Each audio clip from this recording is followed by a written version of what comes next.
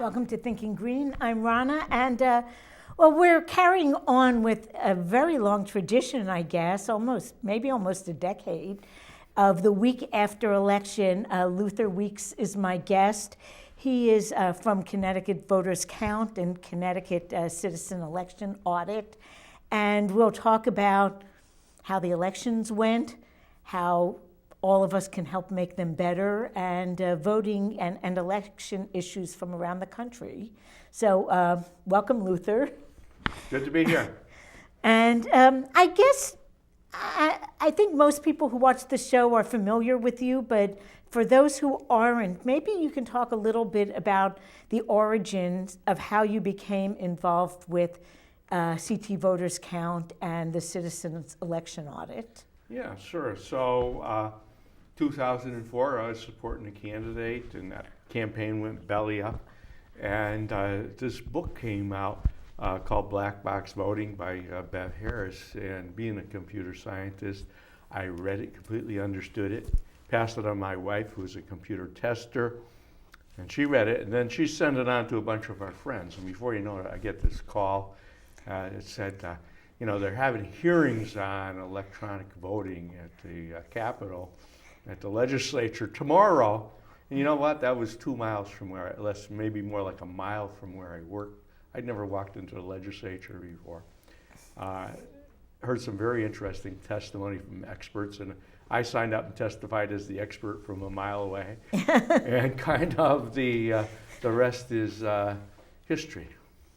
So I know you, along with a lot of other people, kind of saved us in Connecticut from getting just touch screen machines that did not have any kind of paper trail. Yeah, I'm going to say Secretary Bysiewicz at the time did two good things. The first one, they had the public evaluate a whole bunch of voting machines, and they had focus groups, and I suggested we have a technical focus group as well, and we had all that. And we got all done, and we said, really you should do optical scanners, even though that wasn't part of the test. And she picked this other machine, and we said, well, that's not federally certified. And she said, oh, no, it is. The guys that did it said yes. And turns out it wasn't. There was a lot of pressure on her to change. And to her credit, she actually changed under pressure from all sorts of people to do it, where most politicians dig in. So I say that was her finest hour. Okay, whenever we evaluate equipment, we ought to do it the way she did. Just ought to make a better decision and maybe listen to the technicians a little sooner. Well, even after the 2000 election, both 2000 and 2004 presidential elections, I do not feel in my heart that the result we ended up with was really what the voters voted for, because some states, we never really verified what happened there. Right. I do think that both in Florida in 2000 and in I think it was 2004 in Ohio, given the numbers, through voter suppression and everything else, even though it was only 500 votes in Florida, and if it had been recounted, the conventional wisdom is that Gore would have won if it had been recounted properly. And even though it was 100,000 and maybe a bit more in Ohio, that was stolen 2 or 3 times over, in my opinion. That's the kind of thing. We don't really know whether Trump won fair and square. There were some strange, Wisconsin, there were some things that happened in Michigan, and we never really know about Pennsylvania because of touchscreens. I'm not saying it was stolen. Most people that looked at it said it probably wasn't. But those are pretty close elections in those 3 states. But we got to always worry about that. And this time, in my mind, there's no question that Georgia, if Stacey Abrams isn't declared the winner, which she probably won't be, that Georgia is not on the up and up. Oh, you mentioned voter suppression, which we know was a part of the case in Florida, and it's kind of continued in different places. Exactly. Almost every even election year. the justification for some of it is, and I don't know, this is a big issue. I wasn't going to start with like the big issues, but voter IDs. Yeah. And there seems to be a lot of fear that people who are not eligible to vote will get fake IDs and vote in large numbers. Well, if they get fake IDs, there's not much people can do about it. But I don't think that's, I think Connecticut has a very reasonable law. We don't require an ID, but we almost do. And 99.9% of the people that I see present an ID with no problem. Right. And and I'm sure there's places in Connecticut where you get a few more that don't, but we got very reasonable things with a very big deterrent if you were to vote illegally. And besides, if you want to vote illegally, don't tell anybody, do it by absentee ballot, because nobody's going to check your ID if you do it by absentee ballot. One of my friends is in Colorado, a lot of people in Colorado, and they're all worried about voter ID in Colorado, and he keeps telling them almost nobody votes in Colorado on election day. So, why should we even be worried about this anymore?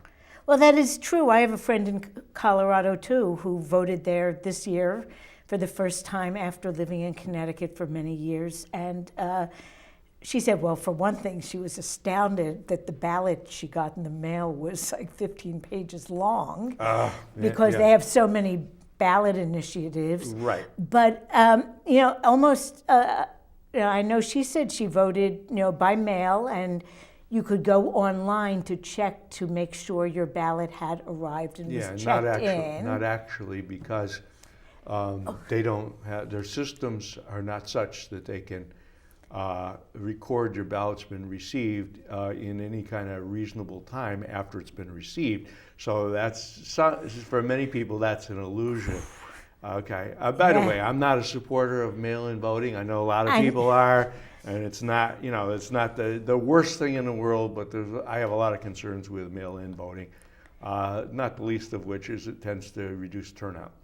Well, I wanted to ask you about mail-in voting. I must admit I haven't given that much thought, except that my in-laws live in Oregon, which is 100% mail-in voting state now. Yeah. And, not to diss the U.S. Postal Service, I actually like the U.S. Postal Service a lot. Okay. But you don't want your life to depend on a letter getting to where you're sending it to. Yeah. And I, at least when I put the card into the tabulator in my town, I know that it was received. Yeah. There's a lot of things that, are problems with mail-in voting. And, when we passed the campaign finance reform in Connecticut, and it was partially upheld by the courts, it was because Connecticut made a case that we had all sorts of trickery and skullduggery, so we needed campaign finance reform. Well, there's a case in Connecticut that we over and over again have skullduggery with absentee ballots. So there's a good case that, in Connecticut, unlimited absentee ballots might be not be a good idea because of our history with skullduggery. They don't necessarily have that history in Oregon. Maybe not, but I know in Connecticut, absentee ballots are often a bone of contention. I noticed on your website you made reference to, our 2011 referendum in, New London, in which the problem wasn't really the absentee ballots themselves, but that the poll workers did not understand how the tabulators worked. Yeah. And they, there was a write-in candidate, so these ballots were in a different place, and the machine had tabulated all the bubbles, and the hand counters I'm recounted everything. Yeah, I'm like the guy whose head's on the guillotine and says, "Oh, you need some oil. That's why the guillotine's not working." because that's a problem that had nothing to do with the fact they were absentee ballots. It just happened to be because Right. polling place officials, who are usually tighter They- than absentee voting officials, make that mistake also all the time. And you didn't set the record. That was only 50 extra votes. Right. The record is 151. Wow. Yeah. Yes. So, and yeah, even on election night, some people who had observed that Yeah. were just scratching their heads. They couldn't, something just didn't sit right, and Yeah. they couldn't figure it out. Yeah. And then it was during the recanvass a week later that it occurred to one of these same people. Yeah, people here must be abnormal because, just I've run didn't- absentee balloting a bunch of times and nobody's ever there watching. None of the public are there watching. So that's, I credit whoever did that. Well, yeah, you're New London. I don't know. A lot of people tend to like to watch things. Great. Which is good. I guess you can watch the ocean go in and out and you can watch people count absentee ballots, Well, yeah, so watching people, that brings us to the audit process. Now, how did the citizens' observation of the audit start? Yeah, how did it start? Yeah. Yeah, so I went to this conference in Minnesota, 2007, and it was the first national conference on post-election auditing. And I was reading, some of the resumes of some of the people there, and I saw one of the people that created it organize citizens to observe the audit and do independent reports of the audits, and this was in Minnesota. And I said, gee, we're starting audits in Connecticut. I went to some audits in September, and there was nobody there but me in the whole state. So I said, I'll interview this person and see how they did it. And, we got people together from Connecticut. We listened to them, and I said, let's do this in Connecticut. And I actually got some support from the Deputy Secretary of State who was there. And once again, the rest is history. And what happens is starting 2 weeks after the election, which is actually day 15, so Yeah, it's so next Wednesday, we audit. Now, it used to be 10%, but it's now 5% of the districts in the state of Connecticut. And what I do is I have observers come. I sign people up, and hint, hint, hint, your audience, please sign up, ctelectionaudit.org. There's a link there. There's only 3 or 4 more days that you can sign up and still get into our training for it. And what we ask you to do is to sign up and only for 1 day of service, but if possible, at least 3 days during the week when you could be available on relatively short notice to go to a town near yours and observe an audit, and also be willing to drive at least 35 miles. If, you can sign up for less than that, but the chances of us being able to match you up for an observation pretty low. And we guarantee anybody that signs up the first time, you're going to be with somebody else that has experience. And then, it isn't that hard to do, but you want to be with somebody else the first time. After that, it's you understand it. It's pretty easy. And it is comfort level, I guess. And I can attest to the fact that not only is it fairly easy, but it's really worthwhile. For one thing, there is very rarely anyone observing except for the people coming through Connecticut, citizen election audit. Less than a handful in Yeah. maybe 800 audits we've been to and covered of people other than us, and of course the local officials. And as I say, if it wasn't for my observers, nobody but those local officials would know what goes on in there, because it's a public meeting. But if nobody shows up, it might as well be held in a mine in a closed door with a guard out front. And I think I've noticed a difference over the last, 8 or 9 years I've been doing it, that at first the election officials felt very nervous having observers in the room. Yeah. And now they kind of appreciate that there's someone there who is acknowledging the effort that's going into it. Right, we're showing a public interest in it, and in fact, I'm sure that if we hadn't done the observations, or if we stopped, then shortly thereafter, the Registrars of Voters Association would convince the legislature to kill the audits. Well, I wouldn't be surprised at that. But you mentioned it used to be 10%, now it's 5%. What was the rationale and what's your feeling about the reduction of the amount Yeah, of auditing? unfortunately, I thought I'd negotiated with the registrars of voters in return for cutting it down to 5%. They do all these other things. So their work would be cut down instead of in half, but 40% less than what they did before.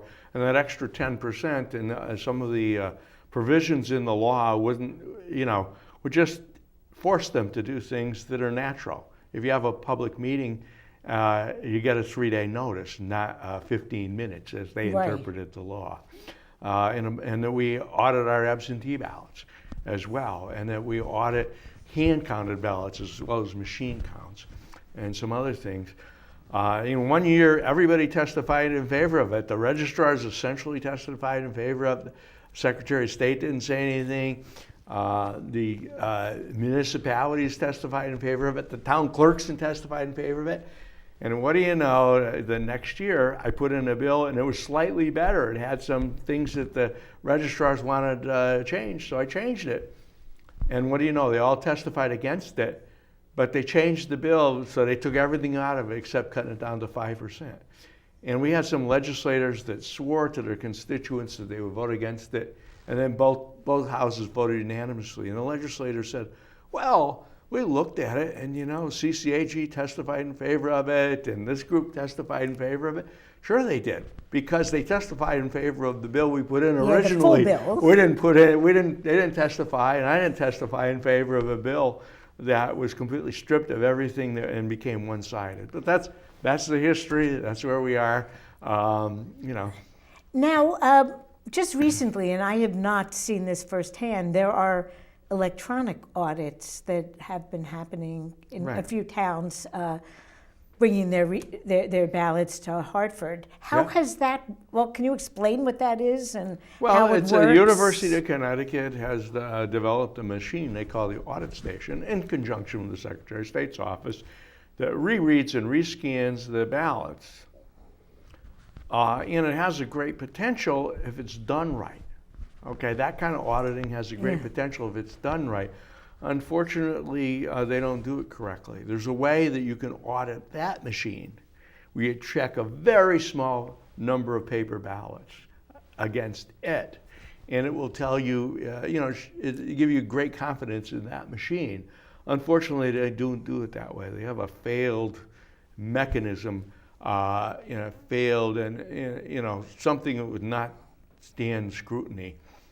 So it's a failed scheme. You've got to compare paper ballots to do an audit. You can't rely on machines. So what you got is, machine audits, machine voting, unverifiable machine voting, black box voting, followed by black box auditing.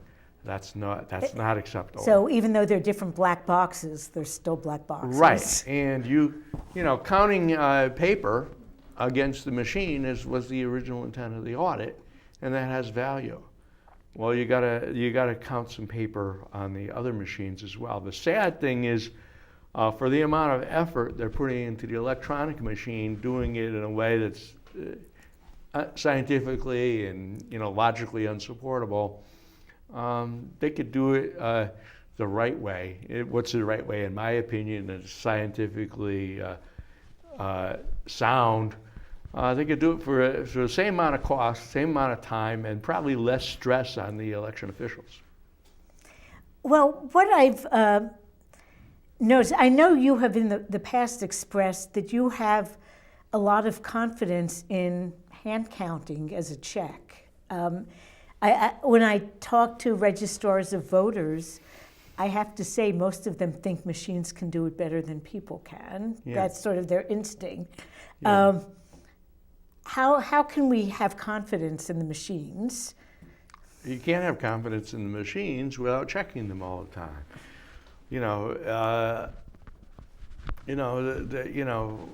We check trucks all the time.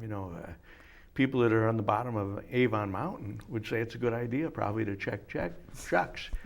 Just because one company has the brakes working on their truck, and it works once, you don't say, well, we're never going to audit again, and we're never going to inspect them again to make sure, because we know their trucks are okay. We check food all the time. The USDA, they probably don't check it as well as they should, but they check it. We check Kids' Choice and baby food. We don't say, oh, Gerber's fine. They haven't poisoned any babies, so why do we bother checking their food anymore? That's Yeah, there was a very small glitch at my polling station this past election, and I do always at least show up when the tabulators are being, and memory cards are being checked. Yeah. Once again, it's like partly so the registrars know that someone notices that they're working, but Right. also because, I'm often interested, being Green Party, sometimes our candidates' names are on more than one line, and sometimes there's the potential of people, overvoting because we have Right. multiple parties on our ballot. So I kind of want to see how that's going to go. Right, and that's very good. But this year, at my polling place, one person tried to feed in a ballot that I guess was overvoted in one race, and the tabulator spit it out as it's supposed, and then would not accept any other ballots afterwards. That's really weird. So they had to There shut are down that machine, and it wasn't a huge problem. There was a spare on site, Right. but there were people who ended up, putting their ballots in this side compartment for safekeeping because they had to get back to work. Right. I waited, until, the second machine was there because Right. I wanted to Right. feed mine myself. Sure. But so it wasn't a huge glitch. Yeah. But there was a little bit of concern. I saw the Democratic registrar as I was leaving, and he was there to make sure that the faulty machine was closed down by Sure. using proper procedures. And you really don't actually even want that level of problem to happen on But election day. But they do happen. They do. But there's, and one of the good things is Connecticut originally bought 2 machines for every polling place and every central absentee ballot counting place, and we've got a few less polling places than then, so there's machines enough around to have a spare ready and all that, and that happens. I don't know whether it's 5% of the time or some other. I mean, there's a certain percentage of time that happens. It's not pleasant, and I'll say as a polling place official that had that happen to me in the middle of the afternoon in the presidential election. It's no fun feeding in, a couple thousand ballots while you're trying to serve voters at the same time that are still voting. Yeah, well, and I think in New London they were planning to wait until the last voter and then feed them all in. And I have no doubt that they did it. Both ways. In fact, the town I was in, what happened to me, I told them I can't do this, and they sent us a couple extra people to feed the ballots in. So we got it done because they wanted to get the results by the end of the day if they could, and so it helped a lot. It would have delayed us by at least a couple hours. And New London does. You mentioned that the towns have plenty of polling machines in New London. Since it started with the tabulators, has reduced the number of districts from 7 to 3. So we have lots of spares. Yeah, I think the biggest issue in how many districts you have in a town where people drive a lot is how much parking you got. Because you can, and having a big enough room, having enough officials, enough checking lines, but as long as you have enough parking, you can handle a lot of voters in one place. Because you can always use more than one machine in a polling place, which there's a few in Connecticut that do that because they have a huge number of voters. And they just use multiple machines all the time and add up the results at the end of the day. Now, were there any big problems that came up in any Connecticut towns this year? Well, yeah. There were 2 big problems in New Haven. I mean, one was a big problem in my opinion, and the other is it was particularly a big problem in the media. So one thing happened in New Haven for the third time in as many even-year elections. There were a lot of voters left standing in line at Election Day registration. And that's because the Secretary of State ruled on her own, right after Election Day registration was passed, that voters did not have a right, if they were in line at 8 p.m., to have an opportunity to register and vote. And,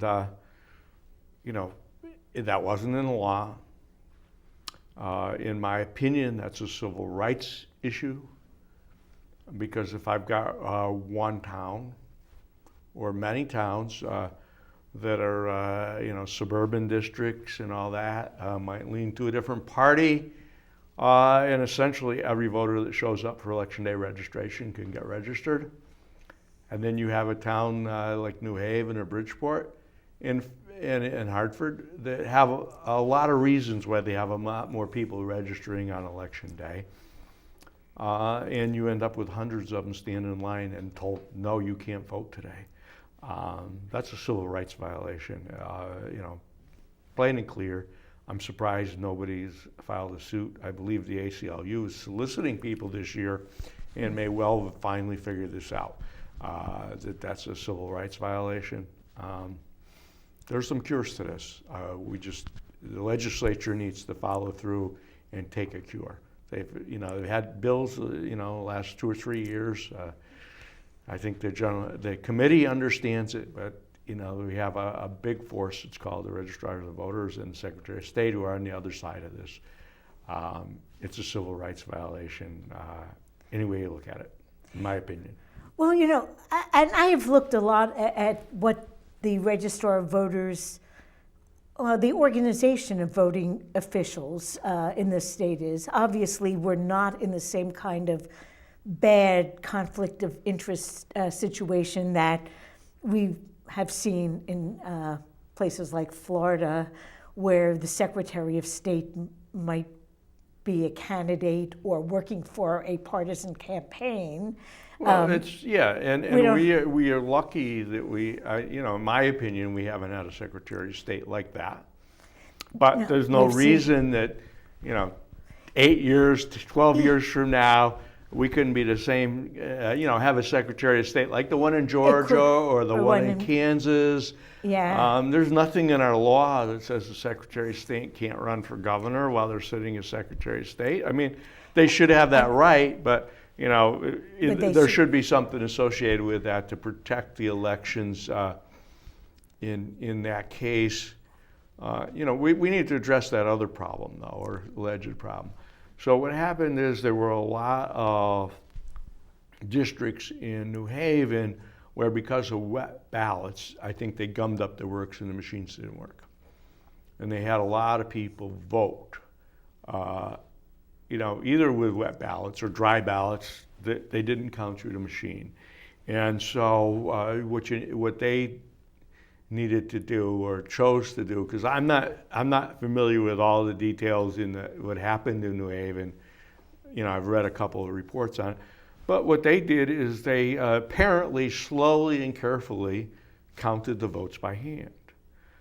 In fact, my only criticism, I understood they gave the officials like an hour off to rest and do it. I would have given them I would have locked up the ballots and, had them, under guard and said, anybody wants to come and watch the door, they can watch it all night if they want to, and, we'll show them the rooms empty of people, And then I would have people come back at, let's say 9 a.m., 10 a.m. the next day, and then count them when they're completely refreshed, when people got some time to organize it a little better. But I think my understanding, they did a good job. Nobody questioned it.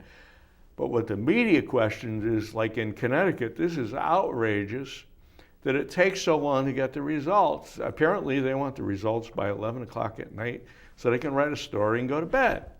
But instead, they get to write a story of complaints every day they're still going on. And Connecticut lags. That's the headline. Well, no. They're still counting in some places, right? Through last Saturday, they were counting in Arizona, Florida, Georgia. I'm trying to think of the other. California. California counts absentees for weeks after the election. Okay, normally planned that way.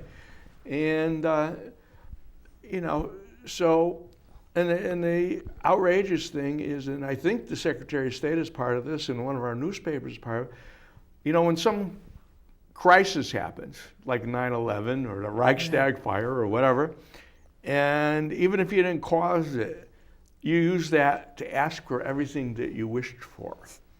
And some people are saying that no excuse absentee voting would solve this problem. And I don't care what you think about that, it wouldn't solve the problem. The reason that California and Florida and Georgia and Arizona and Colorado and all these states are still counting is because they have so many absentee ballots. And I've had a little bit of a conversation online with one of our town clerks on this lately, and she was pointing out she got so many this time. It's almost like they can't count them in the time that's available. And what you got to understand, other states, they say, you got until a week after the election to get the absentees in if they were postmarked by Election Day. Well, we don't have that. It has to be in the registrar's office by Election Day to be counted in Connecticut. But what you got to understand is counting an absentee ballot probably takes about the same or a little more person power than a polling place ballot. And also, it takes at least an equal amount of time, maybe even double that time on the part of the town clerk's office. Sure. So what we see today is 90% of the town clerk's work is done before Election Day, very little on Election Day, and then a lot of work is done by election officials starting at 10 a.m. And why 10 a.m.? Because we have the right in Connecticut to say, I'm back in town, I can't do an absentee ballot, I can withdraw my ballot by 10 a.m. Oh. Okay, and then revote it, and then they pull the absentee ballot. Well, if I have that right, I can't count an absentee ballot until after that time. Well, if you were in some of these other states, you could have voted 2 weeks ahead, and thousands of voters, 70% in some states could have. But they can still go in on Election Day, even if it's a no excuse absentee ballot, on Election Day and go and say, I'm going to vote a live in-person ballot and pull my absentee ballot. So they have all that time to change their mind or whatever else. That's a good thing. Well, if you had that law in Connecticut and you wanted to do unlimited absentee balloting, you're right back where, where those other states are. The more of those laws you adopt, and it wouldn't make things quicker, that's for sure. It would make them dramatically slower. Now, my answer to that town clerk would be, we should have a law that you got another day or 2 days to count those absentee ballots. So, if a huge amount of them come in, you got to have time to process it. And look at if you're a registrar, like in my town, we have 6 polling places staffed with 8 or 9 people. They probably have 10 other people, 15 other people on Election Day, including Election Day registration, running around. Well, if you say, hey, tomorrow or the next day, you can get paid all day working as an absentee ballot counter, or you can help the town clerk out with that part of the job, you can accomplish an awful lot in a day because you got a lot of person power that you could call on, that might be available to help you. Now, does all this impact also our military that's serving abroad? Did their ballots reliably get counted? Well, sure. Well, the military, and because of some federal laws that are out there in every state and everywhere, the ballot has to be available to the military 45 days before Election Day. And it has to be available so they could download it online and print it. And they do have to mail it back in. But in federal elections, there's free express mail. Oh. Now, from overseas, it takes, it might take 3 days to get it in or something. It isn't, overnight like we have, especially from a military location. But people in the military, they had a study a few years ago. They vote the same as their demographics would indicate they would vote here in the States. So, whether they're more interested in the elections or less interested than, let's say, the millennials, which most of them would be, or a little bit Right. younger now, they don't always vote very heavily, but demographically they vote about the same in the military as that. And so their ballots do get in and do get counted. The only problem is the military drops the ball sometimes in letting service members know about this and serving them, and they're supposed to have a person that's, I forgot the name of it, but they're like the voting officer in, in a brigade or a battalion, I don't know which, that's supposed to help people with this. So they do pretty good. And even if they don't have a ballot, they have a special military ballot. You can say, oh, I vote all Democratic or all Republican, or just name people that you know from looking online that are available. So, I think they're well served. But there's a lot of excuses used with the military to say, oh, they should be able to vote online. Online voting is very dangerous. And you know what? It can be very complex, especially if you want it secured. So, if a soldier is someplace where it's very hard to, allegedly, to print a ballot and send it in and get to the mail, well, it may not be so easy that they can get a computer and do voting either. So. And I've also heard about the possibility of email or fax voting, and I frankly can't imagine how that can be secure. No, it's all internet voting. One way or another, it's all internet voting. The difference between email voting and fax voting and online voting through, let's say, a screen on there or something, or sending a PDF through a screen or something, it's very little. It's all hackable, all easily hackable. Just as an aside, there's a lot of people now touting blockchain as some kind of panacea for, Well, don't believe it. Blockchain does not solve any of the real big challenges with online voting. It does not. And blockchain itself is not completely secure. Well, what's interesting to me is how often it's the case that people who are really engrossed in computers, computer professionals, are the biggest skeptics as to the ultimate power of that technology. Yeah, isn't it funny? We use those same people to chase down viruses, and they point out how hard it is to protect the federal government and the military records and banking records.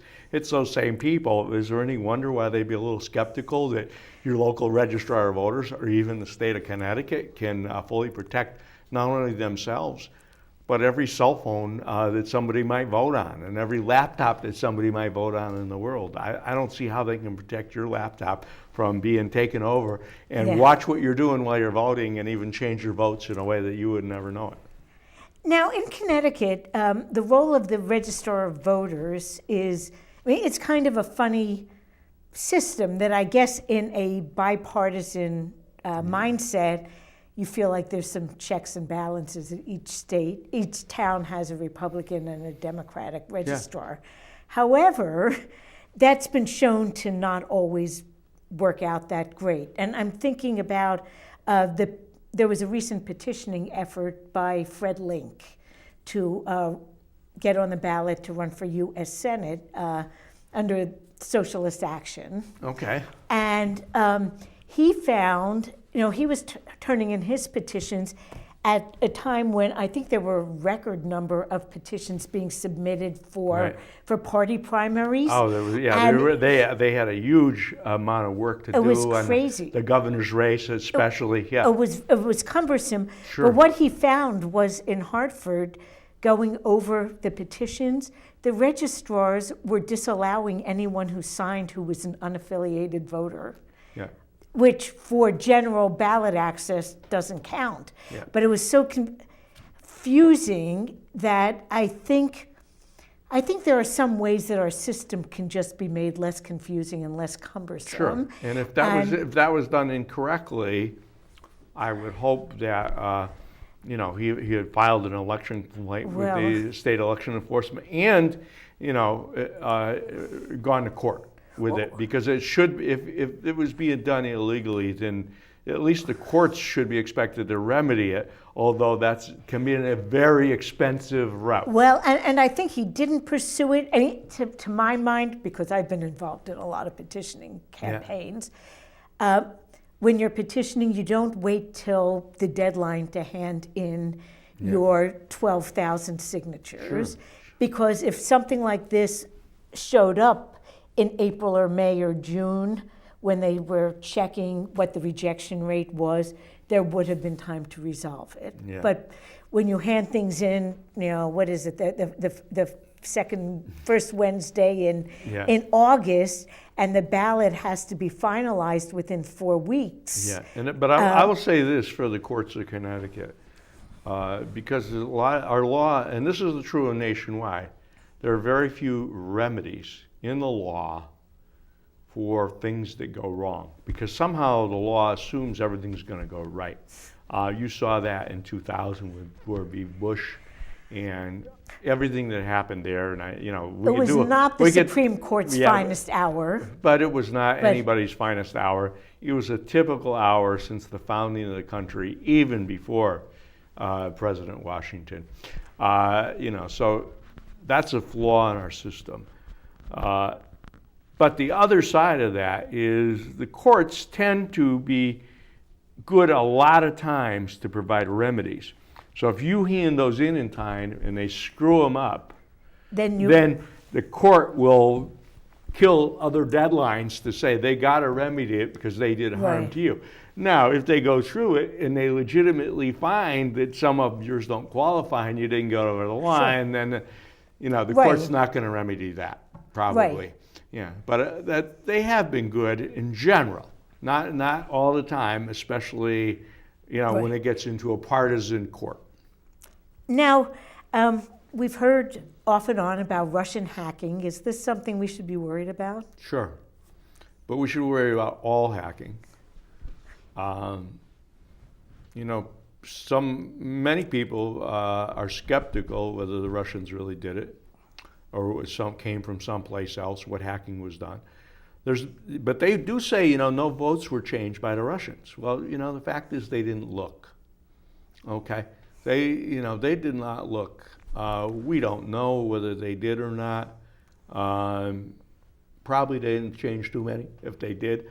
But my worry, you got to worry about the Russians, you got to worry about the Chinese, you got to worry about the guy in his back room. You got to worry about somebody funded by a big rich third party in the United States. Well, I mean third party. I don't mean a political party. I mean a black group or something, black money group or something. But you also got to worry about insiders. They continuously don't mention insiders, and an insider could be election officials. It could be some person in the mailroom at your town hall. Could be somebody in the post office or a postal contractor. It could be somebody that handles the network in your town hall. It could be somebody that handles a network, someplace else, and all you need is that one, bad employee or some employee that's intimidated for his or her life.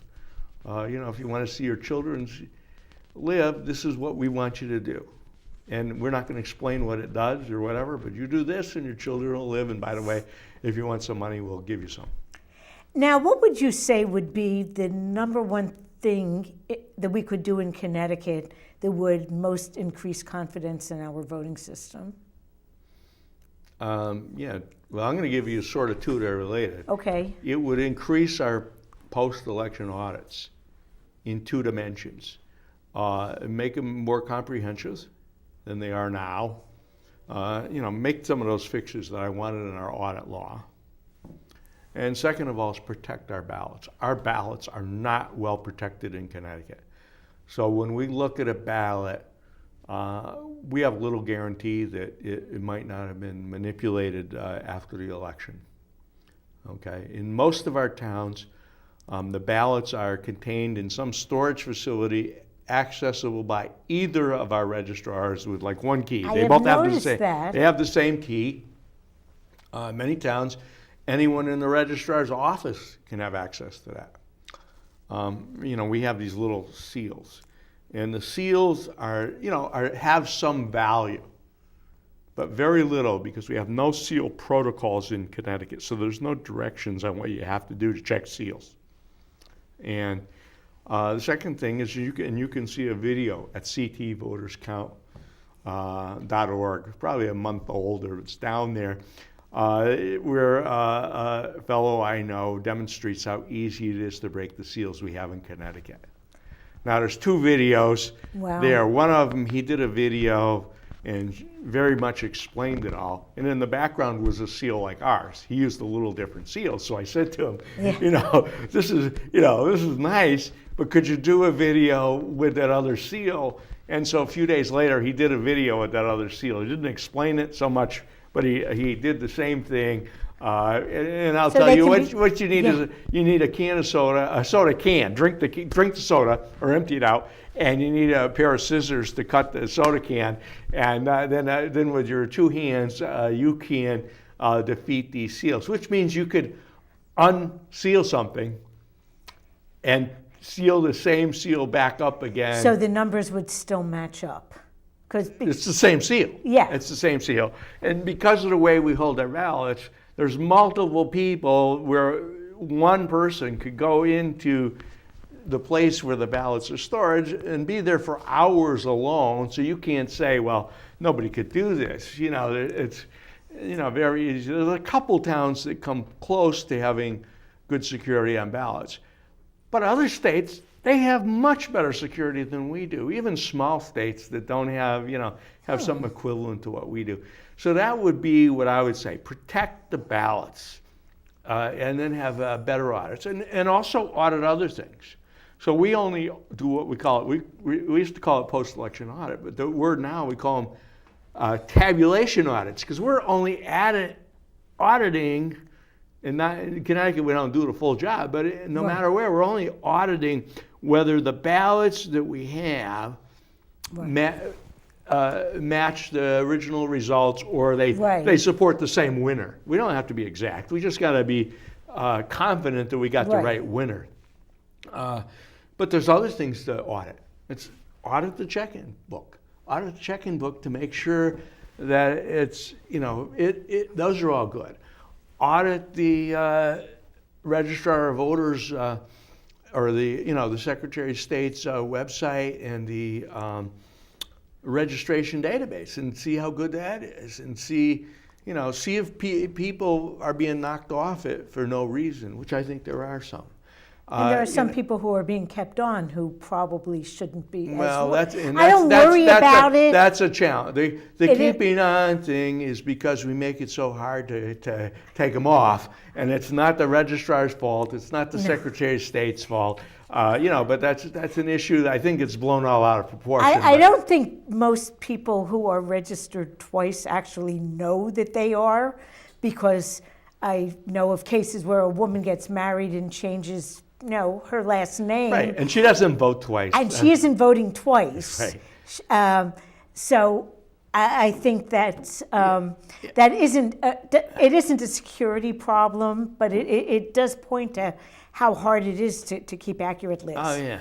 Well, we have 5 minutes, and I want to spend 2 of the minutes talking a little bit about my my obsession of the last year or so, which is how our Connecticut ballot is designed, because Connecticut and New York both have these weird ballots where people's candidates' names actually appear more than once if they're endorsed by multiple parties. Yeah. And New York's, everyone here has seen Connecticut's, but I'm going to show you something even crazier.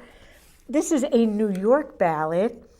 And this is from the gubernatorial race. You won't be able to read it because the print is minuscule. That's not a New York City ballot. No, well, it isn't, but it's one of the New York State ballots. They don't all match exactly, but they're formatted similarly to Connecticut's. Right. Except if you notice this, Andrew Cuomo's name is on 4 times. Wow. And his Republican opponent is also on 4 times.